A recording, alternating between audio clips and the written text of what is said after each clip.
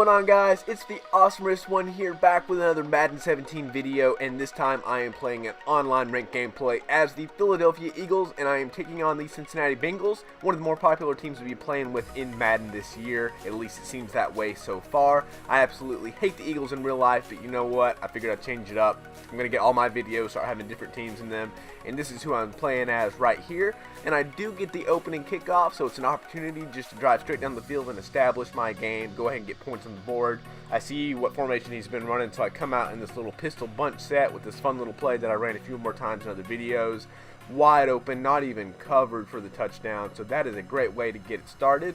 Only like, what, 20 seconds or a minute and 20 seconds into the game, so pretty solid start. You know, sometimes it's beneficial to take more time off the clock, try to give them less time to score, because, you know, he's got a good solid bit of the first quarter to start go ahead and making this comeback against me. But you know what, it feels good to score early.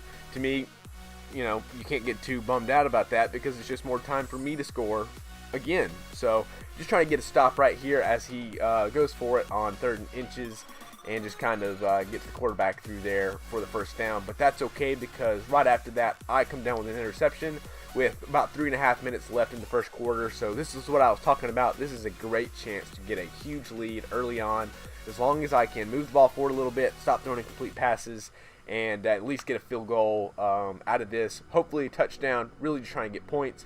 I keep running this same play over and over. You'll see that motion running to the left because I have multiple routes that I love. This post route on my right wideout receiver right there usually is wide open, so I hit him right there in the end zone, and I am up 14-0 with more than 2 minutes to play in the first quarter. So I'm feeling extremely confident in this game. I'm feeling completely in control. His offense has yet to be able to do anything against me, and I'm just hoping I can keep that streak going, keep putting points on the board, and just go ahead and make this game out of reach. But on 3rd down, of course, he's going to take this one to the house for a touchdown. Almost catch up to him. But that is the worst thing about my defensive game, is stopping people on 3rd down. I can handle 1st and 2nd down no problem, and then I can have lockdown coverage on 3rd down. It doesn't matter. They're going to find an open receiver, or they're going to do something, and that's really just what tears apart my game and gets me really frustrated, because that 14-0 that felt so good is now just 14-7. So what I'm thinking about now is just getting back downfield, putting more points on the board, making it another 2-possession game, and just trying to keep that gap between us as I run the same play again. Almost get a step on the safety right here, doesn't quite do it. Fortunate not to have an interception on that play. Thankfully it's incomplete. I'll try and get my words out for the rest of the video to make more sense here. But 3rd down, I hit my favorite little out route. This one thing that's good for me about playing online head-to-head rather than draft champions is I can run my favorite playbooks. And once again, same play as earlier, I just have noticed that he hasn't quite figured out the coverage for that play. So there's no reason at all for me to stop running that play as I go up 21-7 near the beginning of the 2nd quarter. So money plays, I've got a handful of them in this playbook. In draft champions, I don't always have types of plays that I like, and I waste a lot of time looking for plays that I would like to run. And a part of that is sometimes having to click a play I'm not that familiar with. I'm not so familiar with the routes or how to read the coverage on it, and it makes those games really hard. So it was nice to play this type of gameplay with my favorite playbooks, my favorite defense, my favorite offense. I do run the Dallas offense and the Buffalo defense, and seems to work out pretty good for me. Unfortunately, he does come down the field. He had a big vertical route on the left side, gained a big chunk of yardage, and you can't really see it in this video. He does run a lot of hurry up, which kind of throws me off a little bit. I do like the audibles that I have out of most of my coverages, but you know, sometimes I like to run something different, and he doesn't really give me that opportunity a lot. Really in the second half, he starts doing it more. I think he realizes that my coverage isn't quite so great. But I've still got this 2-touchdown lead, and I make a really bonehead move right here. I should have just hit the throwaway button on the analog stick, and just in the panic of that lineman coming at me, I hit B for whatever stupid reason. There wasn't a chance in the world that my guy was going to catch that. I was just hoping it would be incomplete, but he does come away with the interception. Luckily, I've got him 3rd and long, but as you know, he always completes the 3rd down conversions, as he does right there, and that just really bums me out. I had him like 2nd and 20, then 3rd and 11, and he still completes it. But that's okay, because that's the model of my defense, because he's going to make a mistake, and he does right there. And I get the huge interception to go ahead and try to preserve my 2-touchdown lead before the half. There's about a minute left. That was a really bonehead throw. Really happy that he didn't come down with that. But right there, you saw that timeout. I ran my same play that I've scored the last 2 touchdowns on, and he didn't have anybody go out to cover my running back on the far left receiver point. And it was going to be another wide open touchdown, and he recognized it, and he knew his coverage wouldn't handle it, and he called a timeout right before the ball was snapped. And that was really, really frustrating, just because the motion took so long. I should have another touchdown right here, but it's 4th down. I'm going to play football like normal people do, and punted it to him. Now 4th and 2 for him, he's not going to do the same thing. He went ahead and went for it. Luckily, I get a big sack, try to keep him out of field goal range right here before the half. But it's just really annoying when people don't punt it. Like, he didn't really have a chance at that. Apparently he did, but, you know, most people wouldn't think so. Fortunately, I do come down with the interception as the half expires.